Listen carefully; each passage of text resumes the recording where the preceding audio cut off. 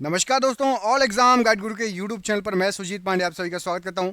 Science का test लेकर आ गए हैं। सामान्य विज्ञान पढ़ ली है, किसी भी बुक से पढ़ी है, ये पूरे क्वेश्चन एग्जाम में आए हुए। एक एक क्वेश्चन किसी ना किसी एग्जाम में आया हुआ है।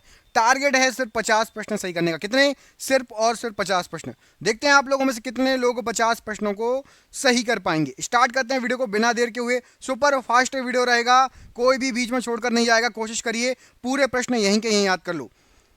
रासायनिक दृष्टि से चूने का पानी होता है क्या? तो रासायनिक दृष्टि से चूने का पानी होता है आपका कैल्शियम हाइड्रोक्साइड। ऑप्शन नंबर ए यहां पर कैल्शियम हाइड्रोक्साइड राइट आंसर है। क्वार्ट्ज एक रूप है किसका? तो क्वार्ट्ज जो है ये आपका रूप है सिलिकॉन डाइऑक्साइड का। Option number A silicon dioxide प्रश्न के लिए बिल्कुल सही आंसर हो जाएगा। धातुओं के पृष्ठ पर एक उपर्युक्त तरंगदैर्ध्य प्रकाश पड़ने पर इलेक्ट्रॉनों के उत्क्षेप की परिघटना को क्या कहा जाता है? तो इलेक्ट्रॉनों के जो उत्क्षेप होता है उस परिघटना को प्रकाश विद्युत प्रभाव कहा जाता है। ऑप्शन नंबर सी प्रकाश विद्युत प्रभाव राइट आंसर है। बारूद एक मिश्रण होता है किसका? तो बारूद जो बनता है राइट आंसर हो जाएगा, ये बनता है आपका नाइटर, सल्फर और चारकोल से। Option number C nitre, sulphur और चारकोल को मिलाकर बारूद बनाया जाता है। निम्नलिखित में से कौन सी गैस न्यूनतम तापमान पर द्रव में बदल जाती है? बताइए कौन सी गैस है जिसका तापमान कम होगा तो द्रव में बदल जाएगी? राइट आंसर हो जाएगा यहाँ पर हाइड्रोजन गैस न्यूनतम तापमान पर द्रव में बदल जाती है। ऑप्शन नंबर ए यहाँ पर राइट आंसर हो जाएगा हाइड्रोजन। अंडा मृदु जल में डूब जाता है किंतु नमक के जल में, सांद्र जल में तैरता रहता है, ऐसा क्यों? तो अंडा जो सॉफ्ट जल होता है, शुद्ध पानी होता है, उसमें डूब जाएगा, नमक के पानी में तैरता रहेगा। इसका जो रीज़न है राइट आंसर हो जाएगा क्योंकि नमक के घोल का घनत्व अंडे के घनत्व से अधिक होगा। ऑप्शन नंबर सी यहाँ पर प्रश्न के लिए राइट आंसर हो जाएगा। बढ़ते हैं अगले क्वेश्चन पर। माणिक्य, रूबी और नीलम ये किसके ऑक्साइड होते हैं?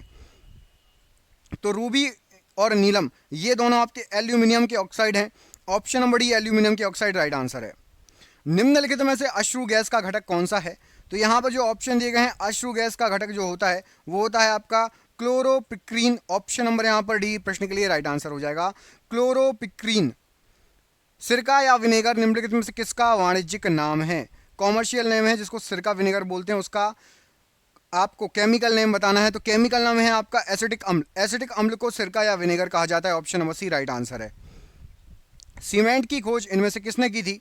तो सीमेंट के खोज करता है आपके जोसेफ आस्पदीन। ऑप्शन नंबर सी यहाँ पर राइट आंसर हो जाएगा। फोटोग्राफी प्लेटों में सिल्वर हैलाइट का प्रयोग किया जाता है, ऐसा क्यों? तो सिल्वर हैलाइट का प्रयोग जो किया जाता है क्योंकि हाइपो सॉल्यूशन में विलय होती है। ऑप्शन नंबर बी यहाँ पर हाइपो सॉल्यूशन में विलय होती है सिल्वर हैलाइट। सीसा पेंसिल के निर्माण में किस सामग्री का प्रयोग होता है? तो सीसा पेंसिल के निर्माण में ग्रेफाइट का यूज करते हैं। Option number A graphite. Curie बिंदु तापमान पर निम्नलिखित में से क्या होता है? तो क्यूरी बिंदु जो होता है ये आपका होता है धातु का चुंबकीय गुण समाप्त हो जाता है, उसको क्यूरी बिंदु तापमान बोलते हैं। ऑप्शन नंबर बी क्यूरी बिंदु तापमान पर धातु का चुंबकीय गुण समाप्त हो जाएगा। परमाणु ऊर्जा के उत्पादन में प्रयोग किया जाने वाला आइसोटोप कौन सा होता है? तो परमाणु ऊर्जा के लिए जो आइसोटोप प्रयोग होता है वो होता है यूरेनियम 235। ऑप्शन नंबर ए यूरेनियम 235 राइट आंसर है। टेट्रा एथिलेड TeL निम्नलिखित में से क्या है? तो टेट्रा एथिलेड ये आपका होता है अपविस्फोटकधारी यौगिक। ऑप्शन नंबर डी एंटी जो है नॉक कंपाउंड या अपविस्फोटकधारी यौगिक राइट आंसर हो जाएगा। Option number D.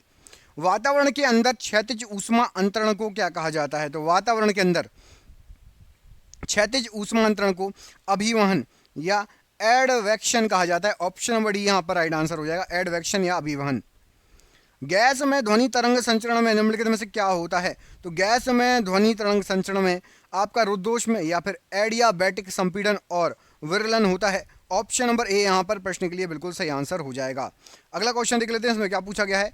इसमें पूछा गया आपसे कि ठीक 0 डिग्री सेल्सियस पर कटोरे में रखे बर्फ और पानी में क्या परिवर्तन आएगा?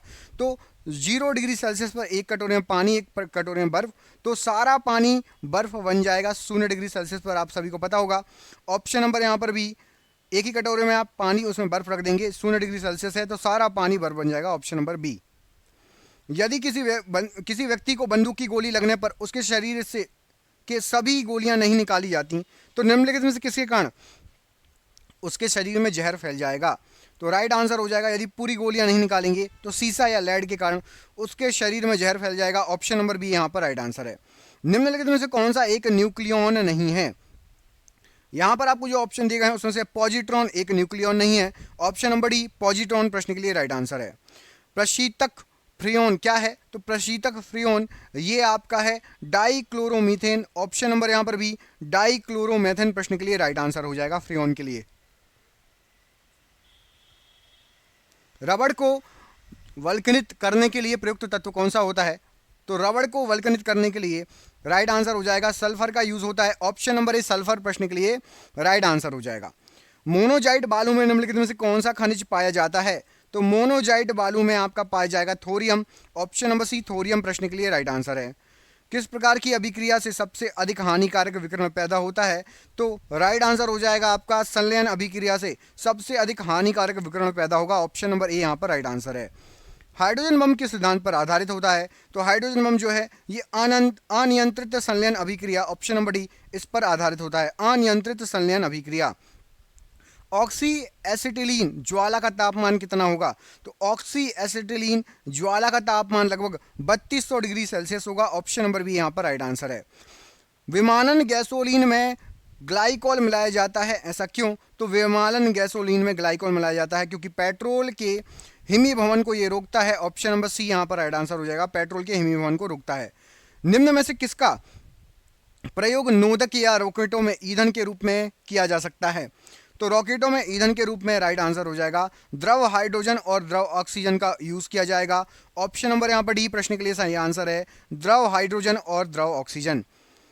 सीमेंट बनाने के लिए किसके मिश्रण को खूब तप्त किया जाता है? तो सीमेंट बनाने के लिए आपका चूना पत्थर और मृत्तिका के मिश्रण को खूब तप्त किया जाएगा। ऑप्शन नंबर यहाँ पर बी चूना पत्थर और मृत्तिका राइट आंसर हो जाएगा। कठोर स्टील में कितने प्रतिशत कार्बन होगा? तो कठोर स्टील में आपका 0.5 से लेकर 1.5 प्रतिशत तक कार्बन होगा। Option number B. Portland cement में जिप्सम मिलाने से मदद मिलती है? तो पोर्टलैंड सीमेंट में जिप्सम मिलाने से सीमेंट को शीघ्र जमने से रोकने में मदद मिलेगी। ऑप्शन नंबर सी यहाँ पर सीमेंट को शीघ्र जमने से रोकने में मदद मिलेगी।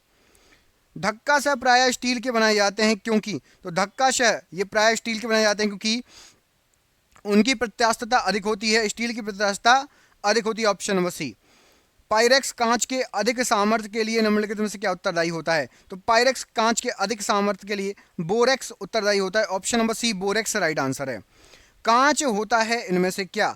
तो जो कांच होता है ये आपका अतिशीतित द्रव होता है। ऑप्शन नंबर बी अतिशीतित द्रव राइट आंसर है। कांच प्रबलित प्लास्टिक बनाने के लिए किस प्रकार के कर का उपयोग किया जाता है?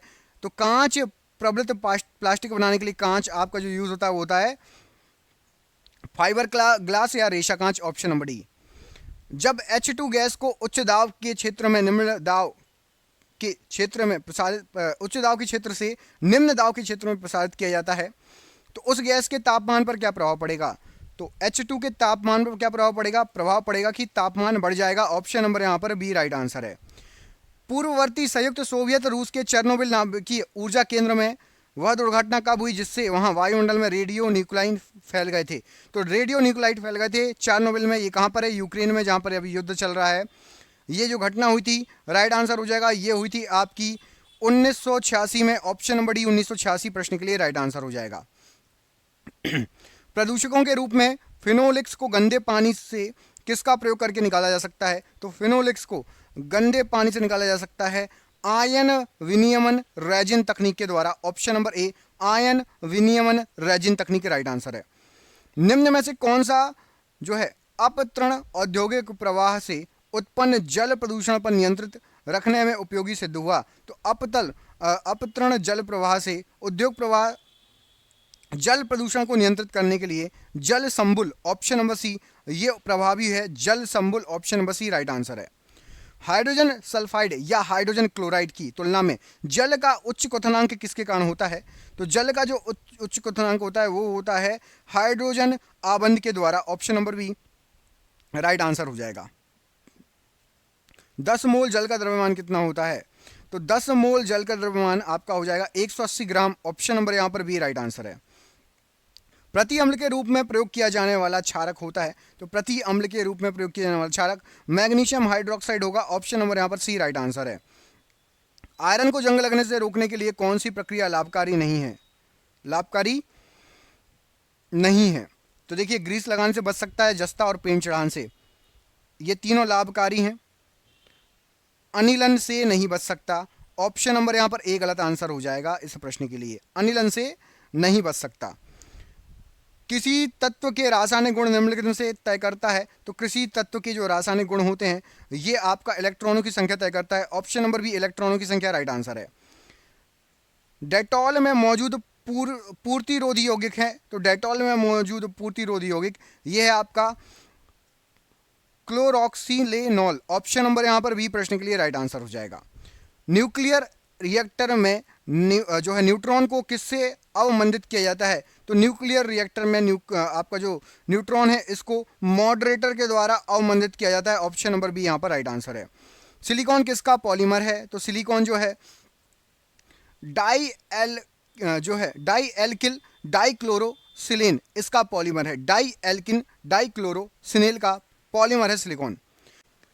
पाइप्ड प्राकृतिक गैस का प्रयोग किया जाता है, तो पाइप्ड प्राकृतिक गैस इसका प्रयोग किया जाता है। राइट आंसर हो जाएगा आपका खाने पकाने भोजन पकाने के लिए। ऑप्शन नंबर यहाँ पर डी प्रश्न के लिए राइट आंसर हो जाएगा। अपशिष्ट जल उपचार में रिएक्टर शब्द का क्या अर्थ होता है, तो अपशिष्ट जल उपचार में जो रिएक्टर शब्द होता है उसका मतलब होता है आपका आधान। ऑप्शन नंबर ए यहाँ पर आधान प्रश्न के लिए राइट आंसर हो जाएगा। प्रकाश बिखराव किसमें होता है, तो प्रकाश बिखराव जो होता है वो कोलाइडी घोल में होता है। ऑप्शन नंबर ए कोलाइडी घोल राइट आंसर है। किसी द्रव में एक कोलाइडी तंत्र एक द्रव में परिक्षेपित करने पर क्या कहलाएगा, तो वो कहलाएगा ऑप्शन नंबर आपका emulsion. Option number B emulsion right answer हो जाएगा परिक्षेपित करने पर। पीतल किसकी मौजूदगी में निरंतर रहने से वायु में रंगहीन हो जाएगा, तो पीतल जो है यदि वायु में आपका हाइड्रोजन सल्फाइड हो तो रंगहीन हो जाएगा पीतल। Option number B right answer है। निम्नलिखित में से किसमें सिल्वर नहीं होता है, तो राइट आंसर हो जाएगा यहाँ पर जो ऑप्शन दिए गए हैं जर्मन सिल्वर में सिल्वर नहीं होता। ऑप्शन नंबर ए। निम्नलिखित में से अधिकतम द्रव्यमान किसका है, तो यहाँ पर जो ऑप्शन दिए गए हैं उसमें से अधिकतम द्रव्यमान आपका न्यूट्रॉन का है। ऑप्शन नंबर ए न्यूट्रॉन राइट आंसर है। परमाणु तत्व संख्या 29 किससे संबंधित है, तो परमाणु तत्व संख्या जो 29 है ये आपका डी ब्लॉक से संबंधित है। ऑप्शन नंबर बी यहाँ पर राइट आंसर है। हाइड्रोजन की खोज किसके द्वारा की गई थी, तो हाइड्रोजन के जो खोज करता है वो हैं आपके कैवेंडिश। ऑप्शन नंबर ए कैवेंडिश प्रश्न के लिए राइट आंसर है। अम्ल वर्षा किसके कारण होती है, तो अम्ल वर्षा जो होती है वो होती है आपकी SO2 और NO2 के कारण। ऑप्शन नंबर डी यहाँ पर राइट आंसर है। दहन एक कौन सी प्रक्रिया है, तो जो दहन है राइट आंसर हो जाएगा ये एक आपकी रासायनिक प्रक्रिया है। ऑप्शन नंबर सी रासायनिक प्रक्रिया राइट आंसर है। औषधियों में स्वापक मतलब एनेस्थीसिया के रूप में यौगिकों की किस युगल का प्रयोग किया जाता है, तो एनेस्थीसिया के रूप में प्रयोग किया जाता है आपका नाइट्रस ऑक्साइड और क्लोरोफॉर्म का। ऑप्शन नंबर ए nitrous oxide chloroform right answer है। औषधि की वह शाखा जिसमें संश्लिष्ट रासायनिक यौगिक को शामिल किया जाता है कौन सी है, तो औषधि की वह शाखा आपकी कहलाएगी allopathy. Option number C allopathy right answer हो जाएगा। निम्नलिखित में से किसे विलयन भी कहा जाता है, तो यहाँ पर जो ऑप्शन दिए गए हैं राइट आंसर क्या हो जाएगा, ऑप्शन नंबर बी समांगी मिश्रण को विलयन भी कहा जाता है। Option number B right answer है। ऑक्टेन संख्या के लिए किस यौगिक का न्यूनतम मान होता है, तो ऑक्टेन संख्या के लिए आपका एन हेप्टेन का न्यूनतम मान होगा। ऑप्शन नंबर सी यहाँ पर राइट आंसर है। पीएच स्केल का परिसर क्या होता है, तो पीएच स्केल होता है 0 से 14 तक। ऑप्शन नंबर सी 0 से 14 राइट आंसर हो जाएगा। निम्नलिखित में से कौन सा कार्बन एक रूप नहीं है, तो कार्बन एक रूप नहीं है आपका हेमेटाइट कार्बन एक रूप नहीं है। ऑप्शन नंबर ए राइट आंसर हो जाएगा। और बाकी आप ग्रेफाइट चारकोल और काजल ये सभी कार्बन के रूप हैं। हेमेटाइट किसका इसका है कमेंट करके बताइए। प्राकृतिक रेडियो एक्टिवता की खोज किसके द्वारा की गई थी, तो प्राकृतिक रेडियो एक्टिवता की खोज ये हेनरी बैकेरल द्वारा की गई थी। Option number B Henry Becquerel right answer है। रबड़ को सल्फर से गर्म करके उसकी गुणवत्ता बढ़ाने की प्रक्रिया को क्या कहा जाता है, तो रबड़ को सल्फर से गर्म करके उसकी गुणवत्ता बढ़ाने की प्रक्रिया को वल्कनीकरण कहा जाता है। ऑप्शन नंबर ए वल्कनीकरण प्रश्न के लिए राइट आंसर हो जाएगा। ओजोन छिद्र के लिए कौन सा प्रदूषक जिम्मेदार है, तो ओजोन छिद्र के लिए आपका CFC जिम्मेदार है। ऑप्शन नंबर डी यहाँ पर CFC राइट आंसर है। सूखी बर्फ या ड्राई आइस क्या है, तो सूखी बर्फ या ड्राई आइस ये है आपकी ठोस carbon dioxide. Option number D यहाँ पर राइट आंसर हो जाएगा। वातित जल में यह अंतर्विष्ट होता है, तो वातित जल में जो अंतर्विष्ट होगा वो होगा आपका CO2। ऑप्शन नंबर यहाँ पर डी प्रश्न के लिए राइट आंसर हो जाएगा। निम्नलिखित में से किसको पेंसिलों में प्रयुक्त किया जाता है? तो पेंसिलों में प्रयुक्त किया जाता है आपका graphite. Option number B graphite प्रश्न के लिए राइट आंसर है। मैग्नेटाइट मैग्नेटाइट इनमें से क्या है? तो मैग्नेटाइट है आपका Fe3O4, ये है आपका मैग्नेटाइट Fe3O4। ढलवा लोहे में कार्बन का प्रतिशत कितना होता है? तो ढलवे लोहे में कार्बन का प्रतिशत होता है आपका 3 से 5%। Option number C. लोहे का सबसे शुद्ध वाणिज्यिक रूप क्या है? तो लोहे का सबसे शुद्ध वाणिज्यिक रूप जो होता है वो है आपका पिटवा लोहा। ऑप्शन नंबर डी यहाँ पर राइट आंसर है। जिंक या जस्ता का लेप लगा देने से लोहे में जंग नहीं लगती, इस प्रक्रिया को क्या कहा जाता है? इस प्रक्रिया को कहा जाता है आपका जस्ता चढ़ाना या जस्तीकरण या फिर गैल्वेनाइजेशन। Option number A. यशोद लेप में लोहे पर किसकी परत चढ़ाई जाती है? तो यशोद लेप जो होता है उसमें लोहे पर जस्ते की परत चढ़ाई जाती है। ऑप्शन नंबर बी यहाँ पर राइट आंसर है। लोहे में बहुत शीघ्र जंग कहाँ से लगती है? तो लोहे में बहुत शीघ्र जंग लगेगी समुद्र के जल में। ऑप्शन नंबर यहाँ पर बी राइट आंसर हो जाएगा, समुद्र के जल में। लोह धातु में जंग लगने के लिए वायु में इन दोनों की आवश्यकता होती है। तो लोहे में जंग लगने के लिए वायु के अंदर ऑक्सीजन और नमी इनकी आवश्यकता होती है। ऑप्शन नंबर बी यहाँ पर राइट आंसर है। पीतल में क्या होता है? तो जो पीतल होता है उसमें आपका तांबा और जिंक होता है। ऑप्शन नंबर ए तांबा जिंक राइट आंसर है। जब पेपर पर फैले संदलित में आपका ग्लिसरॉल की एक बूंद मिलाई जाती है तो क्या बनता है? KMnO4 लिखा हुआ है। तो ग्लिसरॉल की जब आप बूंद मिलाएंगे तो ये बनेगा आपका पेपर तुरंत सुलगने लगेगा, जलने लगेगा। ऑप्शन नंबर डी पेपर जलने लगेगा राइट आंसर हो जाएगा। पेरोक्सी एसिटिलीन नाइट्रेट क्या होता है? तो पेरोक्सी एसिटिलीन नाइट्रेट यहाँ पर राइट आंसर हो जाएगा। ये आपका गौण प्रदूषक है। ऑप्शन नंबर बी गौण प्रदूषक प्रश्न के लिए राइट आंसर है। ब्राउन एयर शब्द का प्रयोग किसके लिए किया जाता है? तो ब्राउन एयर शब्द का प्रयोग किया जाता है प्रकाश रासायनिक धुएं के लिए। Option number C right answer हो जाएगा। सर्वाधिक इस्तेमाल में आने वाला व्यंजक अभिकर्मक क्या है? तो सर्वाधिक इस्तेमाल में आने वाला व्यंजक अभिकर्मक आपका क्लोरीन है। Option number C chlorine right answer है। आतिशबाजी में हरा रंग किसके क्लोराइड द्रवण के कारण दिखाई देता है? तो आतिशबाजी में जो हरा रंग दिखाई देगा ये दिखाई देगा बैरियम के कारण। ऑप्शन नंबर डी यहाँ पर राइट आंसर है। मरकरी और सोडियम स्ट्रीट लैंप किसके कारण रोशनी देते हैं? तो मरकरी और सोडियम स्ट्रीट लैंप ये परमाणु उत्सर्जन के कारण रोशनी देंगे। ऑप्शन नंबर ए राइट आंसर है। रेडियोधर्मिता की खोज किसके द्वारा हुई थी? तो रेडियोधर्मिता की खोज की गई थी आपकी बैकेरल द्वारा। ऑप्शन नंबर ए बैकेरल प्रश्न के लिए राइट आंसर है। निम्नलिखित में से किसका संबंध सफेद नमक से है जो शुष्क मौसम के दौरान कुछ क्षेत्रों में भूमि को आच्छादित कर लेता है? तो सफेद नमक राइट आंसर हो जाएगा आपका रेह। ऑप्शन नंबर ए रेह प्रश्न के लिए राइट आंसर है। शुद्धिकरण की प्रक्रिया में गंदले पानी का उपचार फिटकरी से करते हैं, यह क्या कहलाता है? तो गंदे पानी का उपचार फिटकरी से करते हैं, ये आपका स्कंदीकरण कहलाता है। ऑप्शन नंबर ए यहाँ पर राइट आंसर हो जाएगा, स्कंदीकरण। उत्प्रेरक कन्वर्टर सामान्यतः किससे बनाए जाते हैं? तो कन्वर्टर जो उत्प्रेरक कन्वर्टर होते हैं ये जो सामान्यतः बनाए जाते हैं राइट आंसर हो जाएगा ये ऑप्शन नंबर ए संक्रांत धातु से बनाए जाते हैं।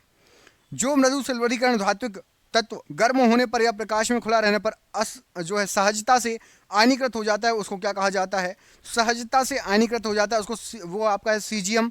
ऑप्शन नंबर डी सीजियम है। भारी धातुओं का नाम इसलिए पड़ा क्योंकि इसमें अन्य परमाणु की तुलना में क्या अधिक होता है? तो अन्य परमाणु की तुलना में उच्च घनत्व होता है, इसलिए इनको भारी धातु कहा जाता है। और ये आज का आखिरी क्वेश्चन, इसमें पूछा गया धातुओं का पाश्चुरी जो है पराशुद्धिकरण किसके द्वारा किया जाता है? तो धातुओं का पराशुद्धिकरण ये किया जाता है जॉन मेल्टिंग के द्वारा। आपके लिए सरप्राइज क्वेश्चन है, कमेंट करके बताना है आपको एल्यूमिनियम का अयस्क इनमें से क्या है।